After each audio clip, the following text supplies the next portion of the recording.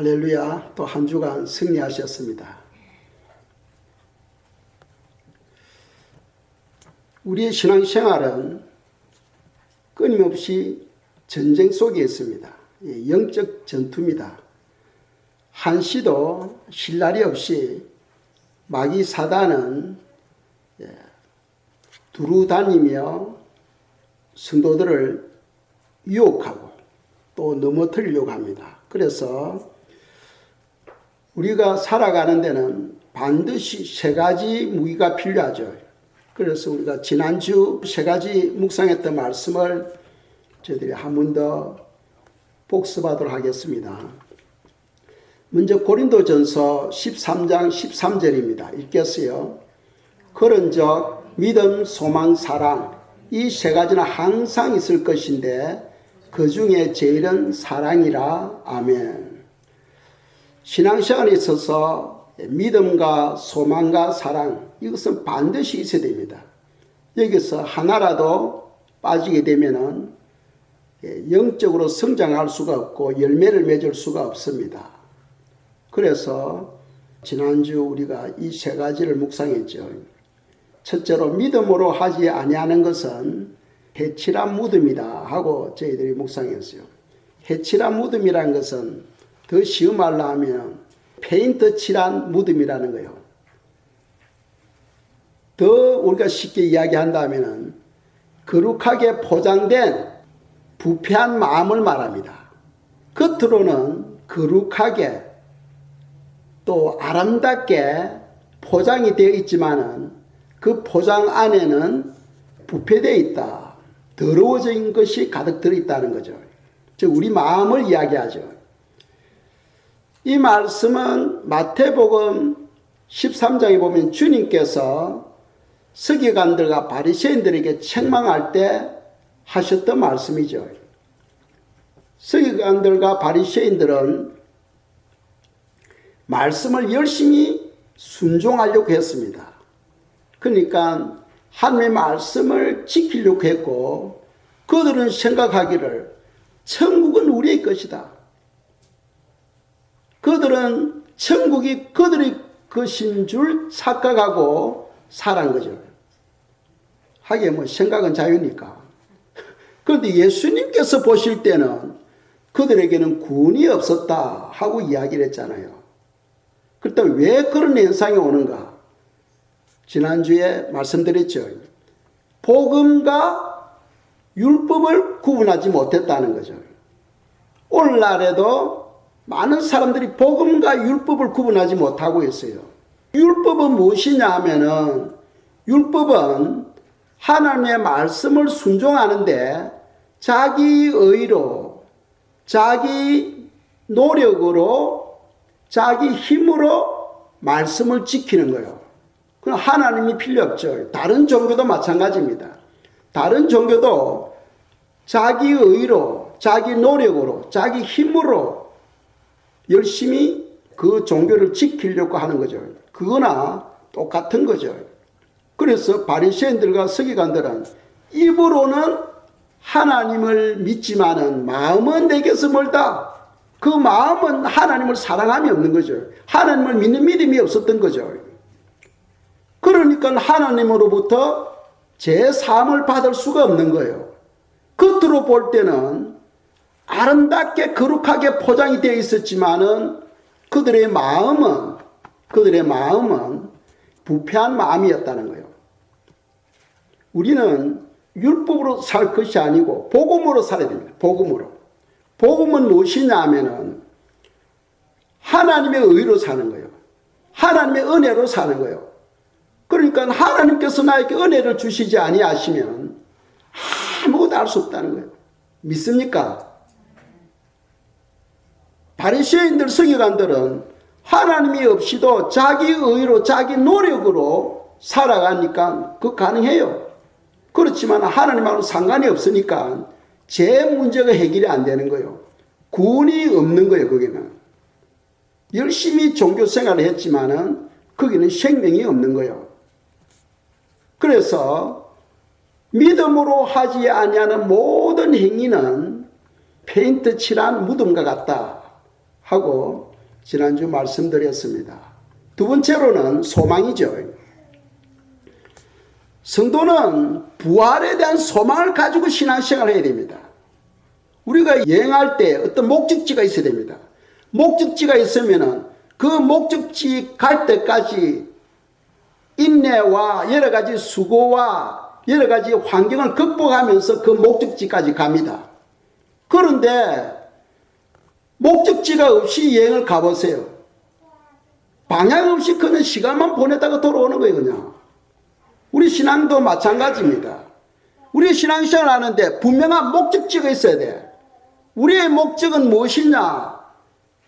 앞으로 더 아름다운 부활의 모습으로 변화되는 거거든. 더 아름다운 모습으로. 그래서 천국에서 하나님과 함께 영원히 사는 거죠. 더 아름다운 부활이 우리의 목표가 되어야 되는 거예요.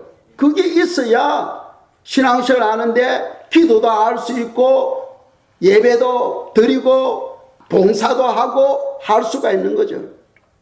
그런 목적이 없으면은 그냥 신앙생활 하다가 뭐 랄랄룰루 하고 놀다가 그냥 또 시험에 들어가 넘어져 버리고 끝나버리는 겁니다.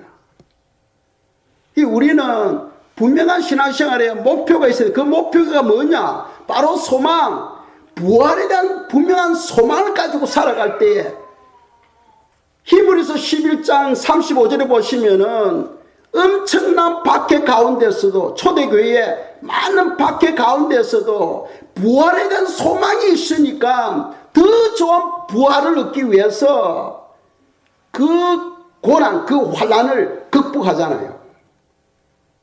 부활에 대한 소망이 없는 것은 바로 페인트 칠한 무덤과 같다는 거예요. 이 제 문제가 해결이 안 되는 거죠.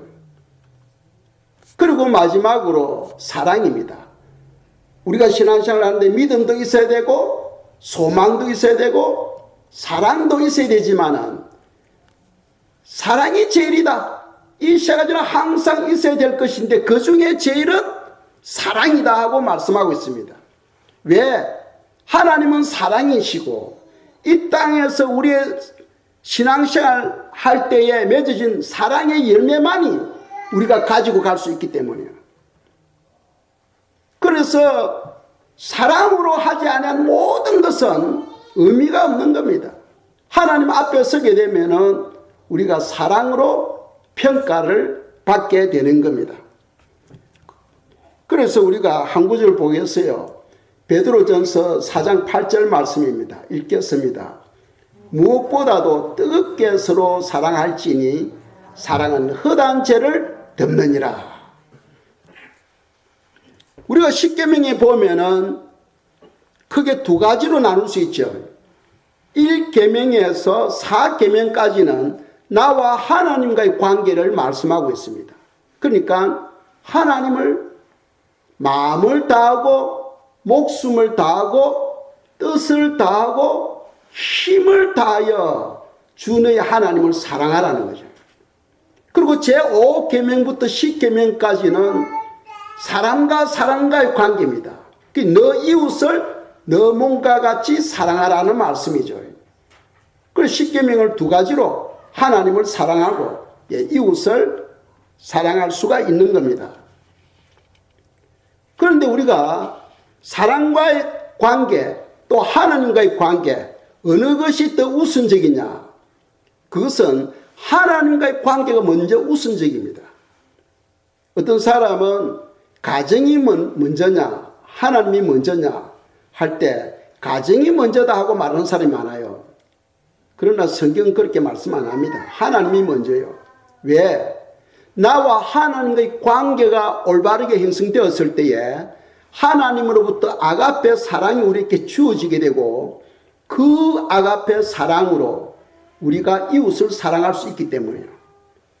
하나님으로부터 오는 그 아가페 사랑이 끊어져 버리면은 내가 아무리 이웃을 사랑해도 그건 인간적인 사랑밖에 안 돼요. 인간적인 사랑입니다. 그래서 우리는 하나님과의 먼저 사랑의 관계를 가져야 되는 거죠. 사랑을 가지려면은 먼저 나와 하나님의 관계가 바로 되어 있어야 돼. 그만큼 그것이 중요하다는 거죠. 잠언 8장 17절입니다. 읽겠어요. 나를 사랑하는 자들이 나의 사랑을 입으며 나를 간절히 찾는 자가 나를 만날 것이니라. 아멘. 이 금년도 저에게 주신 말씀인데 제가 이 말씀을 계속 묵상하면서 하나님께서 저에게 엄청난 깨달음을 주셨어요. 결국 우리는 하나님을 사랑하는 데 있다. 모든 신앙은 하나님을 우리가 어떻게 사랑하느냐에 따라서 우리 신앙이 결정되어지는 거예요. 내가 하나님을 사랑하는 만큼 하나님도 우리를 사랑하게 되는 겁니다. 우리가 하나님을 사랑하는 만큼, 이 말은 무슨 말이냐 하면은 하나님은 구분하지 아니하셔. 의인이나 악인에게 동일한 비를 주십니다. 믿습니까? 그런데 여기서 보면은 나를 사랑하는 자들이 나의 사랑을 입는다는 거예요. 이 말씀은 무슨 말이냐 하면은 우리가 주님을 사랑할 때에 우리 안에 있는 죄 문제를 주님께서 해결해 주셔. 이 죄 문제가 해결이 안 되면은 하나님께서 이 땅의 모든 영혼에게 동일한 사랑을 주시지만은 그 죄가 다 가로막아 버린 거예요. 막아서 하나님 은혜를 받지를 못하는 거죠. 아시겠죠? 하나님은 의인이나 악인에게 동일한 사랑을 부어주시지만은 내 속에 죄가 있으면 그 죄가 하나님의 은혜를 다 막아버리는 거예요. 그래서 그냥 흘러버리고 내게 임하지를 않습니다. 그런데 우리가 주님을 사랑하게 되면은 주님은 내 마음을 만져주셔. 내 속에 있는 죄를 해결해 주셔요. 그럼으로써 하나님의 은혜가 내 마음에 임하게 되는 거예요. 그래서 이 말씀이 나를 사랑하는 자들이 나의 사랑을 입는다 하고 말씀하고 있는 거죠. 그렇다면은 우리가 어떻게 하나님을 사랑하느냐는 거예요. 이게 중요합니다. 하나님을 사랑해야 되는데 우리가 어떻게 하나님을 사랑해야 되느냐? 간단해요. 제가 연애를 할 때, 이게 비밀인데, 제가 연애를 할 때 우리 집사람을 만났거든요. 그런데 일을 해도 우리 집사람이 생각나는 거예요. 차를 타고 가도 우리 집사람이 생각나는 거예요. 결혼하기 전에, 연애할 때. 밥을 먹어도 제 마음에는 우리 집사람 마음에 딱 자리 잡고 있어가지고 생각이 나는 거예요. 내 마음에서 떠나질 않아요. 왜 그렇습니까? 아내를 사랑하기 때문이에요. 여러분 진짜 예수님을 사랑합니까? 예수님을 사랑하면 여러분들이 마음에서 떠나면 안 돼. 늘 예수님을 품고 살아야 되는 거예요. 운전할 때도 예수님을 생각하고 밥을 먹을 때도 예수님을 생각하고 일을 할 때도 예수님을 생각하고 늘 예수님을 생각하며 사는 거예요. 그것이 바로 예수님을 사랑하는 거죠. 예수님은 너가 나를 사랑하는지 안 하는지 다 아셔요. 우리 머리카락까지도 세심바 되시고 우리의 중심을 보시는 주님이 여러분 마음을 다 읽고 있잖아. 입으로는 주님 사랑합니다 하는데 마음에 보니까 주님이 없는 거예요. 주님이 없는 거예요. 우리는 주님을 모시고 살아야 됩니다. 그런 사람은 늘 주님을 생각하는 거예요. 앉아도 생각. 주님이 내 마음에 없으면 우리 생각이 날아다니잖아. 이런 생각 저런 생각 해가 생각하다가 힘이 들어버려. 그런데 주님이 내 마음에 있으면은 주님이 생각 안 되고 다른 걸 생각할 겨를이 없어요. 이해가십니까? 진짜 주님이 여러분 마음에 계시면은 그 주님을 생각하느라고 다른 생각 다 잊어버립니다. 다 잊어버려요. 그러니까 그 주님을 생각하는 동안에 그냥 왜 그분은 평강의 하나님이시거든. 그러니까 나에게 기쁨을 주고 나에게 평안을 주는 거예요. 그냥 너무 좋은 거예요. 그냥 너무 좋은 거예요. 그것이 바로 주님을 사랑하는 거예요. 이게. 여러분 한번 생각해 보시기 바랍니다. 지난밤에 잘 주무셨지요? 아침에 일어나자마자 뭐 했습니까? 부엌에 가서 물 마시러 갔습니까? 화장실에 갔습니까? 일어나자마자 뭐 했어요? 기도했습니까? 진짜 예수님을 사랑하면 일어나자 눈 뜨자마자 예수님을 찾아야 돼. 오자마자 예수님을 찾고 예수님께 무릎 꿇고 기도해야 됩니다.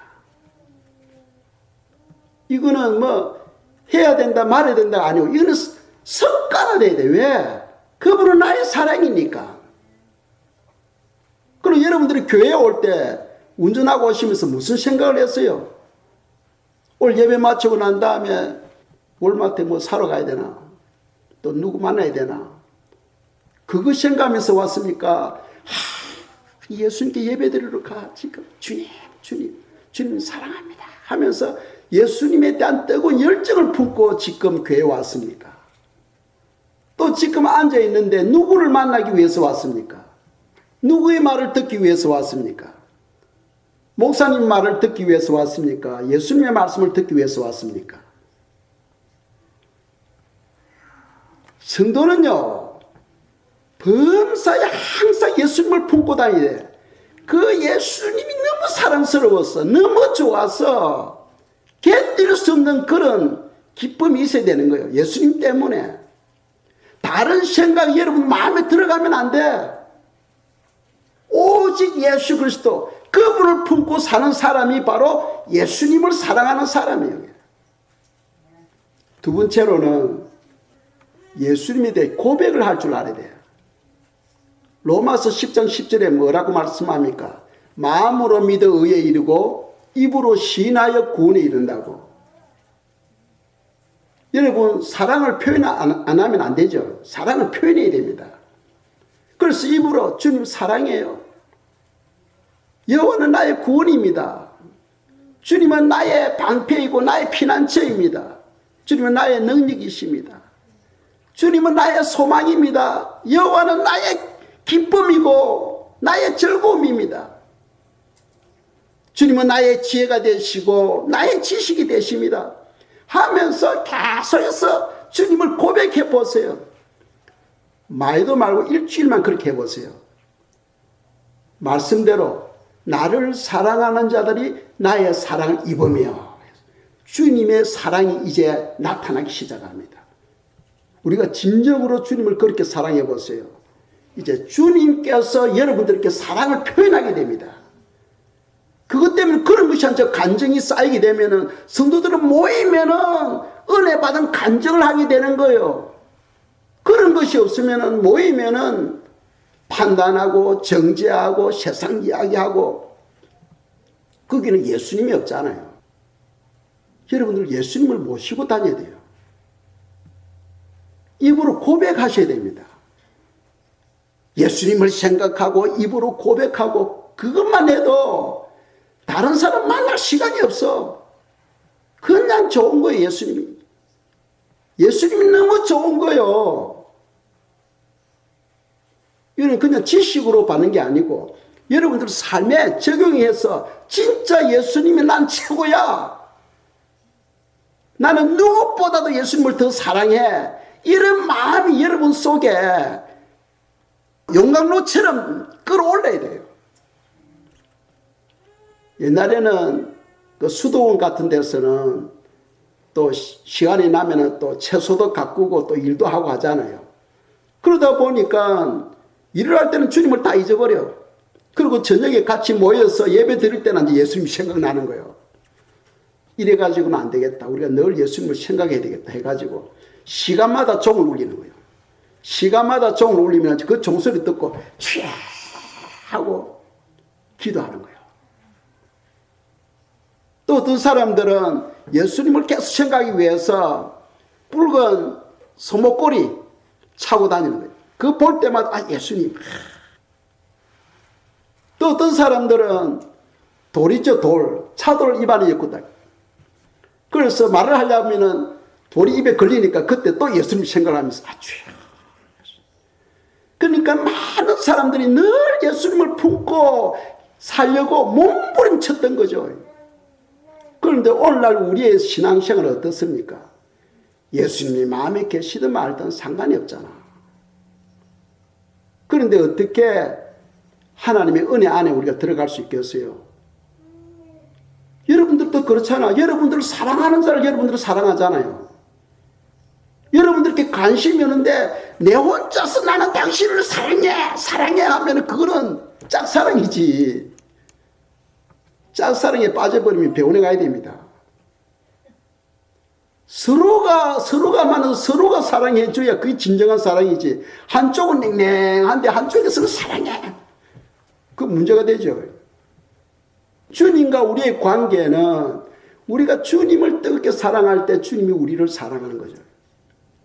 또 세 번째로는 어떤 사람은 공부를 해야 되고 어떤 사람은 회사에서 일을 해야 되고 어떤 사람은 가정을 돌봐야 되고 다 하는 일들이 다르잖아요. 그렇죠. 그렇다면은 여러분들이 지금 하고 있는 그 일이 그것이 바로 생활 예배가 되어야 되는 생활 예배가. 오늘 우리가 주일날 교회 나와서 이거 드리는 예배는 의식 예배입니다. 의식 예배는 생활 예배를 통하여 맺은 열매를 이 의식 예배에 와서 함께 올려드리는 거예요. 이 의식 예배는 예물을 올려드리고 한 주간 살아오면서 살아온 열매, 사랑의 열매를 올려드리는 시간이거든. 그런데 의식 예배를 드리러 왔을 때에 한 주간 맺은 열매가 없으면은 올려드릴 게 없지. 그래서 우리 말라기서에 보면은 야 저들이 내 집에 오지 못하도록 문을 닫아버려. 문을 닫아버려. 보기도 싫다는 거예요. 왜? 한 주간 하나님 없이 지 맘대로 살다가 주일날 되면 거룩거룩하고 예배드리러 오니까 나는 그런 예배를 받기 싫다는 거죠. 하나님은 제사를 원하는 것이 아니고 순종을 더 원한다 하고 말씀하잖아요. 그러니까 한 주간 살아오는 그 모든 삶이 생활 예배가 되어야 되는 거예요. 생활 예배. 그래서 식당에서 마포질을 하더라도 이것이 바로 예배. 하나님의 기쁨을 위해서, 하나님의 영광을 위해서 주님 이것을 통해 주님 영광 받아 주시옵소서. 그 예배예요. 그럴 수 있는 거 그 예배예요. 예배. 남을 돕고 직장에서 일하는 거 그 예배예요. 그 예배를 통해서 하나님께 올려드리는 거죠. 하나님의 영광을 위해서 애쓰고 수고하는 거죠. 그런 사람에게는 하나님께서 무한정 은혜를 부어주시는 거예요. 그냥. 가장 기본적인 축복이 뭡니까? 평강과 기쁨인 거죠. 평강과 기쁨과 생명입니다. 그런데 오늘날 성도들이 그런 삶이 없는 거예요. 그렇다면 우리의 삶이 서기관들과 바리새인들과 다를 바가 뭐가 있냐는 거죠. 다를 바가 뭐가 있냐. 그래서 사랑이 없으면은 제 삶을 받지를 못하고 페인트 칠한 마음과 같다는 거죠. 해칠한 마음. 겉으로는 그럴듯하게 포장이 되어 있지만 속에는 부패한 마음과 같다는 거죠. 그래서 우리가 이런 말씀을 들을 때 주님을 내가 어떻게 사랑하며 살았는가 한번 점검하고 이제 오늘부터 주님을 뜨겁게 생각하며 사랑하는 그런 삶으로 바꿔주시기를 축복합니다. 우리가 살아가는데 은혜하면은 은혜에는 여러 종류가 있죠. 그래서 먼저 한 구절 읽겠습니다. 베드로전서 5장 8절입니다. 읽겠어요. 근신하라 깨어라 너희 대적 마귀가 우는 사자같이 두루다니며 삼킬 자를 찾나니. 오늘 이 말씀 때문에 제가 오늘 이 베드로전서 5장 6절에서 11절까지 본문을 선택한 겁니다. 지난주 이번 주일 말씀을 위해서 주님 이번 주에는 제가 무슨 말씀을 전해야 됩니까? 하니까 주님께서 마음의 환상이 무엇을 보여주냐 하면은 사자의 사자. 사자가 나에게 공격해 오는 거예요. 사자가 막 열심히 달려옵니다. 달려오더만은 한 10m 가까이 오더만은 딱 멈추더만은 꼬리를 내리면서 서서 피하면서 다른 데로 가는 거예요. 그래서 제가 딱 느낀 게 우는 사자가 삼킬 자를 찾는다.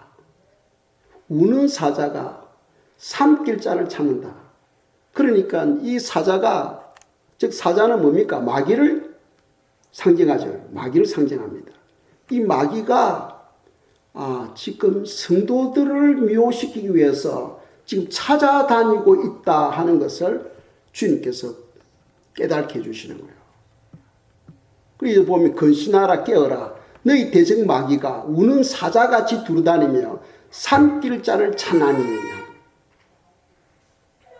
우리 성도님들 시험에 들면 안 돼. 시험에 드는 것은 그런 지금 사자에게 지금 물린 거예요. 시험에 들어있다는 것은 그런 사자에게 물린 거예요. 자, 그렇다면은 우리가 그 사자의 공격에서 그 마귀의 공격에서 우리가 승리하려면은 어떻게 해야 되는가? 이 네 가지를 우리가 묵상할 수 있어요. 오늘 본문을 통해서. 첫째로는 베드로전서 5장 5절입니다. 읽겠습니다. 하나님은 교만한 자를 대적하시되 겸손한 자들에게는 은혜를 주시느니라. 아멘. 하나님은 겸손한 자에게는 은혜를 주시는데 교만한 자는 대적한다는 것은 무슨 말입니까? 결국은 하나님께서 그 제 문제를 타치 안 하겠다는 거예요. 제 문제를 타치 안 하면은 아무리 하나님께서 큰 은혜를 부어주셔도 그 은혜가 내게 임하지를 않아요. 우리 은혜 하면 어떤 종류가 있어요? 구원의 은혜가 있고 또 때를 따라 돕는 은혜가 있죠. 또 은사적인 은혜들이 있습니다. 이런 은혜들을 주님께서 부어주시는데 내 안에 제 문제가 해결 안 되면은 그런 은혜가 그냥 다 흘러버리는 거예요. 그런데 겸손한 자에게는 하나님께서 은혜를 주신다. 이 겸손이 뭐냐? 두 가지로 우리가 생각할 수 있어요. 사람과의 관계와 하나님과의 관계입니다. 사람과의 관계에 있어서 겸손은 뭡니까? 남을 나보다 낮게 여기는 거죠. 우리가 다 하나님의 자녀고 우리의 하나님이 왕이시니까 우리는 왕자와 공주라 했죠. 그러니까 좀 못하더라도 인정하고 기다려주고 위하여 기도하고 그래도 나보다는 낫다 하고 생각해서 섬겨주는 것이지 바로 겸손이에요. 겸손은 남을 나보다 낮게 여기는 거예요. 교만은 뭡니까? 내가 다른 사람보다 낫기 때문에 남을 누르는 거죠. 그러나 겸손은 남이 나보다 더 낫다고 인정하는 거예요. 왜? 왕자와 공주니까. 그래서 높여주는 거예요. 그게 겸손입니다. 또 하나는 하나님과의 관계예요. 하나님과의 관계를 우리가 이해를 하려면은 요한복음 15장을 보셔야 돼요. 자, 요한복음 15장 5절입니다. 읽겠습니다. 나는 포도나무여 너희는 가지라. 그가 내 안에 내가 그 안에 거하면 사람이 열매를 많이 맺나니 나를 떠나서 너희가 아무것도 할 수 없음이라. 아멘. 자, 예수님은 1절부터 5절까지 읽어보시면은 예수님은 포도나무라고 되어 있어요. 아버지는 농부고 예수님은 포도나무고 우리는 뭐라? 가지. 이 가지가 나무에 붙어 있으면은 생명을 공급받아요. 영양분을 공급받아요. 그래서 가지에서 잎사귀가 나고 꽃을 피우고 열매를 맺거든. 가지는 우리인데 우리가 열매를 맺으려면은 생명이 되시는 예수님과 딱 친밀한 관계를 가지고 있어야 돼. 그렇죠? 이 가지가 포도나무에서 잘려버리면 말라버려요. 생명이 끝나버려요. 은혜가 끝나버려요. 그러니까 겸손이라는 것은 무엇이냐 하면은 예수님과의 올바른 관계를 가지려고 애쓰는 사람이 바로 겸손한 사람이라는 거예요. 나는 교회 다니니까 나는 뭐 예수 믿으니까 나는 구원받았어. 그걸로 끝나는 게 아니고 예수님하고 나하고 관계가 올바르게 형성되지 아니하면은 그분의 생명과 그분의 은혜가 나에게로 공급되지 아니한다 하는 것을 깨닫고 더욱더 주님과 친밀한 관계를 가지려고 노력하는 거죠. 가지라고 해서 다 열매 맺는 거 아니에요. 어떤 가지는 꽃을 피우고 어떤 가지는 말라버리잖아. 나무에 붙어 있어도 그래요. 그거는 벌써 오는 부분이 문제가 있다는 거죠. 그래서 진정한 성경적인 겸손은 무엇이냐면은 하나님과의 나와의 바른 관계. 주님이 나를 붙잡아 주시지 아니하시면 난 아무것도 할 수 없다 하고 철저하게 주님을 의지하고 신뢰하는 것, 그것이 바로 겸손이라는 거죠. 세상 사람들은 하나님이 어디 있어? 내 힘으로 다 할 수 있는데, 내 힘으로 다 살아갈 수 있는데, 하나님이 없어도 나는 지금 잘 살고 있잖아. 이제 그런 사람들이 바로 교만한 영혼들이에요. 교만한 영혼들. 하나님의 은혜와 생명이 필요 없다는 거죠. 이제 그런 영혼들은 장차 어디에 갑니까? 불구덩이로 떨어지게 되잖아요. 불과 유황으로 탈못에 들어가게 된다고 요한계시록 21장 8절에서 말씀하고 있잖아요. 왜? 그 안에는 생명이 없기 때문에. 그래서 진정한 겸손, 성경에서 말하는 겸손은 하나님이 나에게 은혜를 주시지 아니하면 난 아무것도 할 수 없습니다. 주님, 저를 붙잡아 주시옵소서. 주의 생명을 부어주소서. 주님의 은혜를 부어주소서 하고 간절히 주님을 의지하고 신뢰하는 사람이 바로 겸손한 사람이라는 거죠. 오늘 겸손이 무엇인가를 분명히 아시기 바랍니다. 보통 겸손하면 사람과의 관계만 생각해. 사람들 앞에서 고분고분하고 그게 겸손이다. 그런 게 아니고 겸손도 사람과의 관계는 남을 나보다 낮게 여기주는, 나를 나보다 더 저 사람 더 낫다는 거죠. 왜? 왕자고 공주니까 더 낮게 여기고 그리고 섬겨주는 것이죠.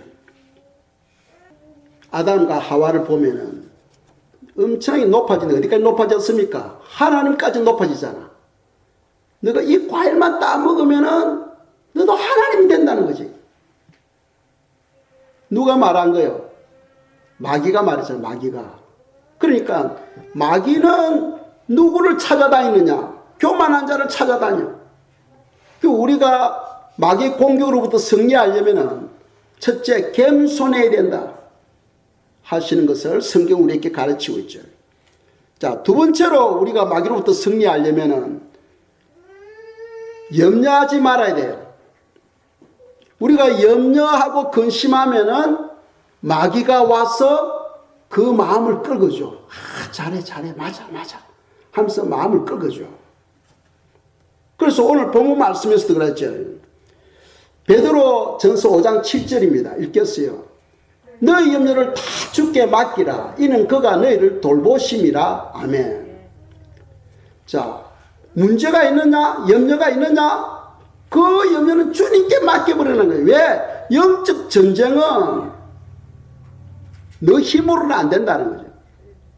하나님이 해주셔야지. 그러니까 내가 해야 될 일이면은 당연히 염려해야 됩니다. 그죠? 내가 해야 할 일이면 당연히 염려해야 돼. 그런데 너가 염려할 것은 네 문제가 아니라는 거예요. 너는 할 수 없다는 겁니다.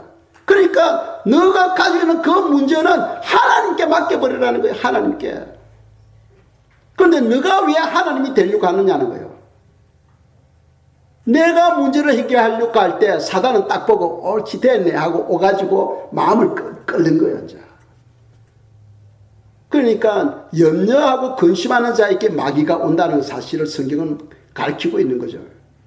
그래서 염려하지 말라. 네가 염려 있느냐? 그 염려는 주님께 맡겨버리라는 거예요. 주님, 이거 주님이 해결해 주세요 하고 주님이 해결해 주시기를 간절히 우리는 기도하는 거 외에는 할 수가 없어. 이후로 염려하지 아니하시기를 축복합니다. 예. 염려를 해결할 수 있는 방법은 그 염려를 주님께 맡겨버리는 거예요. 그리고 두 번째로는 그 문제를 해결해 주시도록 우리가 기도하는 거죠. 그래서 빌립보서 4장 6절 7절 말씀하고 있잖아요. 아무것도 염려하지 말고 오직 모든 일에 기도와 간구로 너희 구할 것을 하나님께 아뢰라. 그래야 하면은 평강의 하나님이 그리스도 예수 안에서 너희 마음과 생각을 지키시리라 하고 말씀하잖아요. 염려하지 말라. 무슨 염려도 하지 말라는 거예요. 그건 주님께 맡겨버리라 하고 성경 가르치고 있는데 내가 하나님이 돼가지고 내가 해결하려고 하니까 안 되거든. 그러니까 이제 근심이 몰려오고 막 불안하고 그런 거죠. 그런 영혼들을 사단은 찾아다니면서 그래 맞아 넌 잘하고 있어 하면서 마음을 이제 끌어가지고 더 고통 가운데로 잡아 있는 거죠. 마귀 공격으로부터 승리하려면 첫째로는 겸손해야 되고 두 번째로는 염려하지 말아야 된다. 그럼 세 번째는 무엇이냐? 세 번째는 마귀로부터 승리하려면 마귀를 대적해야 돼요. 마귀를. 아시겠죠? 마귀를 대적해야 됩니다. 성경에 보시면 9절에도 그런 말씀 나오죠. 베드로전서 5장 9절에 보면 너희는 믿음을 굳건하게 하여 그를 대적하라. 대적하라. 예수님이 제자들을 앞에 두고 십자가 이야기를 하잖아요. 내가 십자가에서 죽게 된다고 이야기를 하니까 베드로가 주님 그럴 수 없습니다. 주님은 절대로 그럴 수 없습니다. 우리가 있습니다. 우리가 지켜드리겠습니다. 하니까 예수님 베드로 보고 뭐라고 말합니까? 사단아 내 뒤로 떠나가라. 왜? 하나님의 뜻이 아닐 때는 사단이 그런 생각을 주거든. 그래서 예수님은 베드로 보고 이야기를 했지만 사실은 베드로 뒤에 있는 사단을 보고 이야기한 거예요. 사단을 보고. 그래서 우리가 근심이 있을 때 내가 근심하지만은 내 뒤에 있는 사단이 내 마음에 근심을 주면서 너는 할 수 있어. 너는 할 수 있어. 잘해. 잘하고 있어. 하고 우리에게 그런 마음을 주는 거죠. 현재 거기에 마음에 붙잡히면은 나중에 시험에 들어서 이제 넘어지게 되는 거죠. 그리고 또 마귀로부터 승리하려면 깨어 있어야 됩니다. 베드로전서 5장 8절 읽겠습니다. 근신하라 깨어라 너희 대적 마귀가 우는 사자같이 두루다니며 산길자를 찾나니 했어요. 근신하라 깨어라. 근신하라는 것은 조심해라는 거예요. 조심해서 깨어 있어라. 깨어 있는 것은 뭡니까? 기도하라. 기도하라. 깨어서 기도하라. 내가 기도할 때 하나님께서 일을 하기 시작해요. 내가 기도하지 아니하면 하나님도 천사도 일을 안 해. 내가 기도할 때에 하나님께서 일을 하십니다. 광야에서 모세가 어려움을 당할 때마다 모세가 땅에 엎드려 버리잖아. 엎드려서 기도하니까 하나님이 그때부터 역사하기 시작하잖아요. 성도는 어떤 문제가 있을 때 엎드릴 줄 알아야 돼. 내 힘으로 되는 게 아니에요. 여러분들에게는 어떤 문제가 있습니까? 그 문제를 주님께 맡기고 기도하세요. 주님께 맡기시기 바랍니다. 그래서 우리가 기도할 때 우리가 깨어있는 삶이 될 수가 있는 거죠. 그런데 이제 마지막으로 우리가 알아야 될 것은 어떤 일을 하고자 할 때에 분별력이 있어야 돼. 왜 그러냐 하면은 하나님은 우리를 도구로 쓰셔. 마귀도 우리를 도구로 사용합니다. 그죠? 하나님도 우리를 도구로 사용하고 마귀도 우리를 도구로 사용해. 그런데 우리가 나는 열심히 주님의 일을 한다 하지만은 아차 잘못하면은 마귀의 종로로 하는 거예요. 어떤 사람은 하나님의 종로로 하다가 생을 마감하게 되고 어떤 사람은 마귀의 종로로 하다가 생을 마감하게 되는 거예요. 그렇다면 주님 앞에 섰을 때 어떻게 되겠어요? 완전히 다르죠. 하늘과 땅 차이로 달라져 버립니다. 마귀에게 종로로 하다가 주님께로 가게 되면 열매가 없고 책망만 받죠. 책망만 받습니다. 그러나 하나님으로부터 종로로 하게 되면 엄청난 열매가 맺어지잖아. 그러려면은 내가 지금 하고자 하는 일이 마귀로부터 내가 지금 종로로 하고 있는지 하나님으로부터 종로로 하고 있는지 이걸 분별할 줄 알아야 돼요. 그 분별하기 위해서는 몇 가지 방법이 있어요. 그걸 여러분들이 반드시 기억하시고 여러분들 삶에 적용을 하셔야 됩니다. 첫째가 무엇이냐 하면은 내가 지금 말하는 것, 행동하는 것이 하나님께 영광이 되느냐 안 되느냐는 거예요.